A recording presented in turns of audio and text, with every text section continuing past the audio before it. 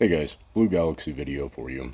I've made some other videos on this topic recently and in the past, but most of the content that I've made on it was directed to people that were already interested in deleting Blue Galaxy and just wanted to figure out little ways to get the most out of that process. So this video is going to be for the people who haven't done it yet and who think the project is totally insane. And I'm making this video specifically for the Uprising crew, but it'll be a public video for anyone to watch. There's a handful of us here at Uprising that are doing this process multiple times a week, right? And it's annoying to the rest of the team because you have to donate to our building 57 times a day. So I get that it's annoying to you guys, and you probably don't understand why it's profitable to the people who are doing it either. So this is a Blue Galaxy delete video, but it's kind of directed at the people who have never done the process and who think the process is suicidal and pointless. And I kind of want to convert you into a believer, um, with the hope that you delete your Blue Galaxy as well, because I need blueprints. Um, not, I'm not immediately hurting for him, but I am getting to that point because I've deleted it so many times that eventually I'm going to have to find a way to replace those blueprints. All right, let's get into edit mode, and I want to explain some of the logic here to you guys.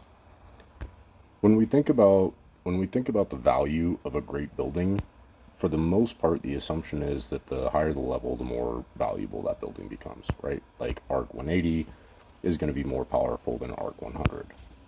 AO 200 is going to be more powerful than AO 100. Same thing with Saturn Great Buildings, Observation, the Observatory, anything like that. The value of that building comes from having it at a higher level. More attack ability plus more forge points. And to some extent, there is a double dip factor on some of these buildings, especially if it gives forge points, like Pegasus and AO, where you want to level that building up, but then wait until tomorrow to collect the initial collection, flip it, collect the second round of forge points off of the new level, and keep your timer consistent with the rest of the city. That's kind of the appeal there. But the double dip is really an afterthought on buildings like this. If you can double dip it, cool. But in reality, even if you miss the double dip on one day, the value of that great building over time comes from the level itself. So the higher the level these buildings are, the more powerful they become. That's the general thinking when it comes to great buildings. But when we apply that logic to the Blue Galaxy, it doesn't work like that. The benefit of Blue Galaxy does not come from the level that it's at, and it does not come from the increased percentage of doubling the targets that you choose to collect with it, right? So Pegasus, Centaurus, whatever, they're going to permanently increase my attack ability. So if we apply that logic to the Blue Galaxy, where by leveling it up to the highest level that I possibly can, I'm going to permanently increase the probability of doubling my collections from it. And obviously I'm going to pick my favorite buildings to apply that benefit to. But the logic and the mechanics of Blue Galaxy are actually almost opposite from other great buildings.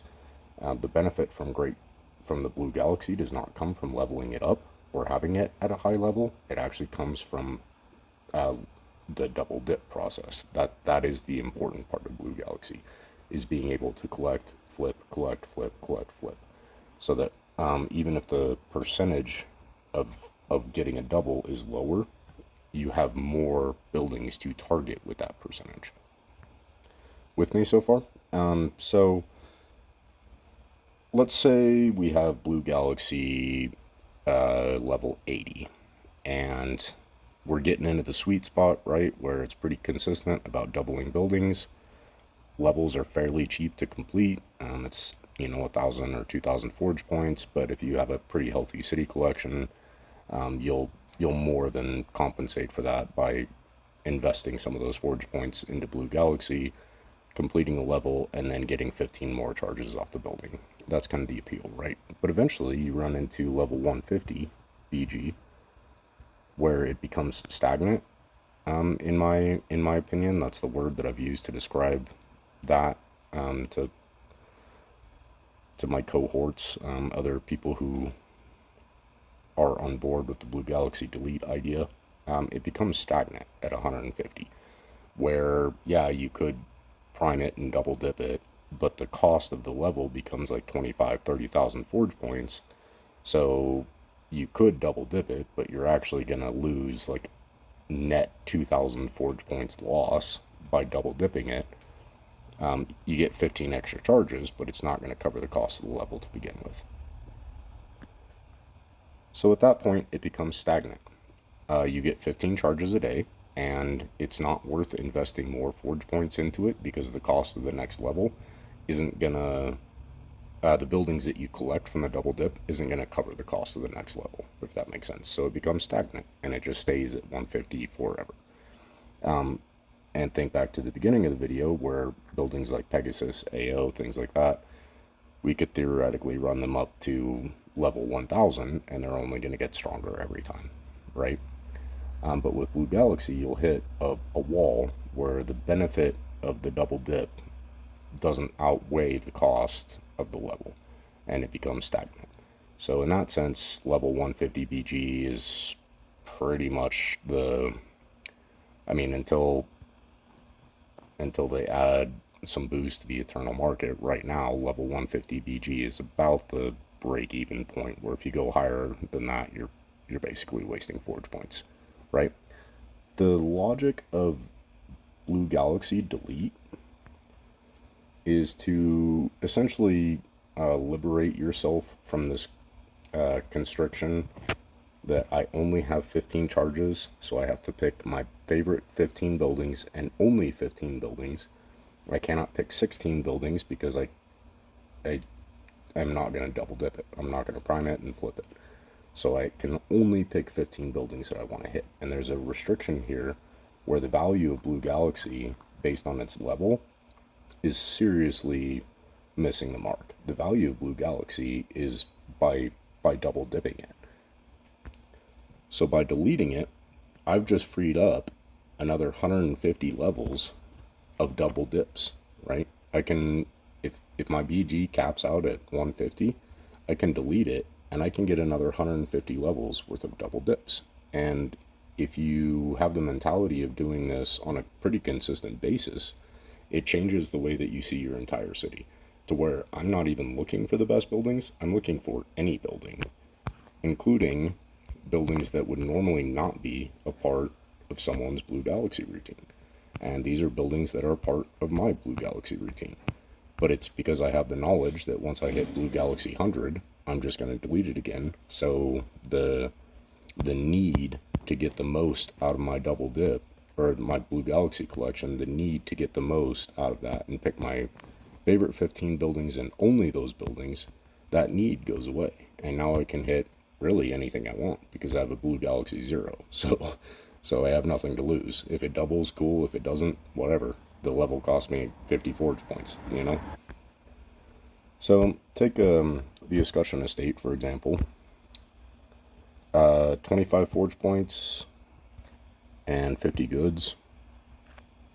Probably not something that a lot of people are hitting with Blue Galaxy, right? Especially if they have Ecos, Eternal Market, whatever. There's a lot of other buildings in the game that give more than 25 forge points and 50 goods. But it also gives 10 finished special fragments. And with Blue Galaxy level 150, I would not be hitting this. I would be using all my 15 Blue Galaxy charges on Ecos. But with Blue Galaxy level 49, Escutcheon becomes a pretty viable candidate for a Blue Galaxy collection.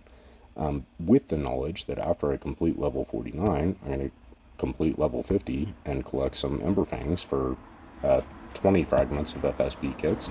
And then eventually, around level 60, I'll get to my Ecos, and I'll collect those. And then when I run out of profitable buildings to collect with my Blue Galaxy, I'll delete it and start over from zero. And collect even the simplest trinkets that give FSP fragments is my primary target. You guys can target whatever you want, but I usually go for buildings that give FSP kits. And the logic here is that in a normal collection, like the normal mentality is I'm going to have a really high level blue galaxy. I'm going to collect my 15 favorite buildings and then auto collect the rest of the city, right? So you get 15 charges from blue galaxy. But if you're deleting and leveling blue galaxy as you go, every building in your city becomes a blue galaxy target. And this would normally be auto collected in my city, right? These things would normally not be collected with blue galaxy. So in that sense, it doesn't really matter if they double or not, because in a normal collection, they're guaranteed to not double. You just auto collect them, right? So if I'm collecting these buildings with blue galaxy level 10, there's a pretty low chance that they'll double, but it's more than 0%. So if it happens to double, there's an extra FSP kit, and I can take that FSP kit, apply it to Eternal Market, and cover the cost of blue galaxy for at least 10 levels. Does that make sense with me so far? Let me give you the punchline here. There's a handful of us here that are doing this. I started doing this over a year ago, actually, and people thought I was insane when I did it. But I was looking at the math and kind of loosely crunched the numbers, but just intuitively I knew that it would make sense. And kind of loosely crunched the numbers to figure out what does it cost to level blue galaxy up to 80 or 100 or whatever. What is my city production? Is it even justifiable to try it? But intuitively, I kind of knew that it would make sense. And since then, I've deleted blue galaxy, I don't know, to the point where I'm running out of blueprints that many times. I have a growing network of like-minded people that we have threads together and we help each other with our blue galaxy projects. But there's a lot of people on the server, and especially in Uprising specifically, that still don't understand the project. So to you guys, the Blue Galaxy project is just annoying and stupid and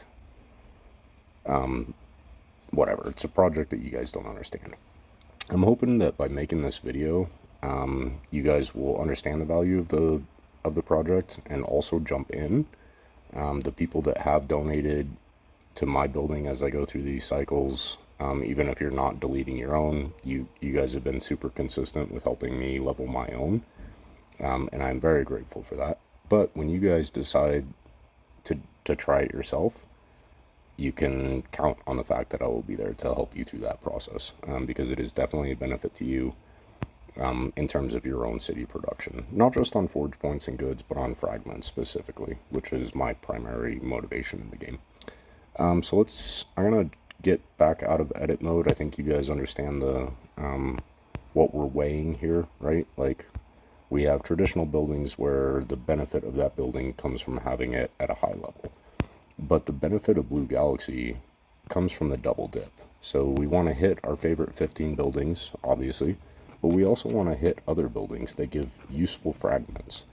At various points in my Blue Galaxy cycles, I've actually hit the Monsters Ranch thing. It's 2 forge points, but I will collect that with Blue Galaxy in order to generate store building fragments, because that's a need that I have in my city. And store kits don't really pop up a whole lot in events as prizes. You can get them through the cultural settlements, like the playthrough on that, but you don't get a lot of them. So if you're hurting on store kits, plant a couple monster ranches, delete your Blue Galaxy, and then basically you're spending forge points to buy consumable kits. Store items is one of the things that I need for my own city, but the big one that I want is FSP. And the FSP is the kit that pays for the cost of the Blue Galaxy level by the ability to hammer highly productive buildings as often as I want. Does that make sense? I'm going to get out of edit mode. Let's go back into my city. My collection is ready, so I kind of want to walk you guys through a couple levels and hopefully get you to join the cult that we've created. So, be right back. Alright, let's do some collections. You can see that I've already collected Blue Galaxy, and my Blue Galaxy is currently collectible now.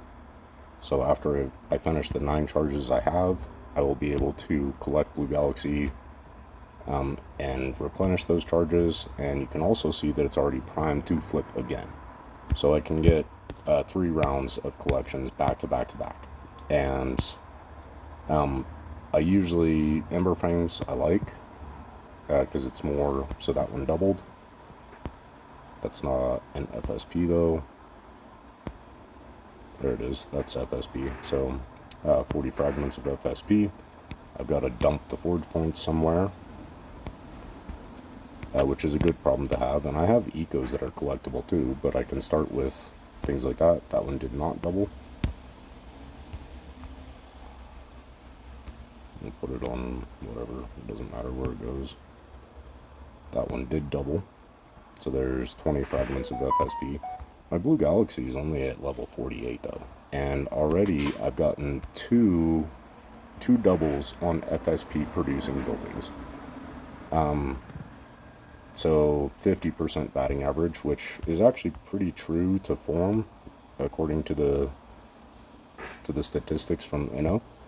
Like as a general rule, I don't trust Inno math. If it says a 57% chance of something, they usually mean you have to spend a bunch of diamonds to make it 30% chance. That's usually how that works. But with Blue Galaxy, the 57% batting average is actually pretty accurate. Let's grab a few more and just see if that that pattern holds up. I kind of want to do this in real time just so you guys know that I haven't edited anything. There's another double, so we've got 3 out of 5 so far. 3 out of 6.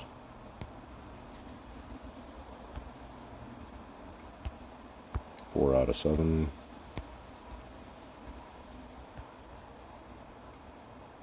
I might be out of Blue Galaxy charges. I got one more. So there's 4 out of 8, and I got one more charge. That'll be the deciding factor if their statistics are right or not. Damn it, they're not. Still, 4 out of 9. Pretty acceptable to me, because the buildings that I'm collecting with that are FSP producers. So even though I only got 4 out of 9, it doesn't quite meet the 57% Blue Galaxy whatever. Didn't quite meet that today, but there are other days obviously where you hit the jackpot, and beyond that, that's really not even the issue. The bigger picture is that because I deleted it, I now have 12 more charges to continue going, and that level cost me 205 forge points on the last level, and I generated I hit 4 buildings that produce FSP fragments, 1 Ember Fang, and 3 escutcheons. So that's a total of 50 FSP fragments that were doubled. So 100 FSP fragments is 3 FSP kits from that level of Blue Galaxy. The level cost me 205. But if I take that FSP kit and apply it to my Eternal Market, and I have a bunch of temples planted currently, so my forge point collection is a lot higher than it normally would be. But if we apply that FSP kit to Eternal Market, there's 3,800 forge points off of a single FSP kit, right? Are you guys starting to pick up what I'm putting down here? I used a disposable level of Blue Galaxy to print FSP kits, and then use the FSP kits to hit Eternal Market. That one doubled twice in a row. So I'm liking the batting average off of this particular Blue Galaxy level. And the good news is I'm only on level 49. So I have another 80 levels worth of Blue Galaxy to go before it becomes not cost effective to level it beyond that. Hopefully this video is helpful for you guys, and if you aren't a believer of the Blue Galaxy project, I hope this video will change your mind, because I do need the blueprints. So I'll talk to you guys later. Bye.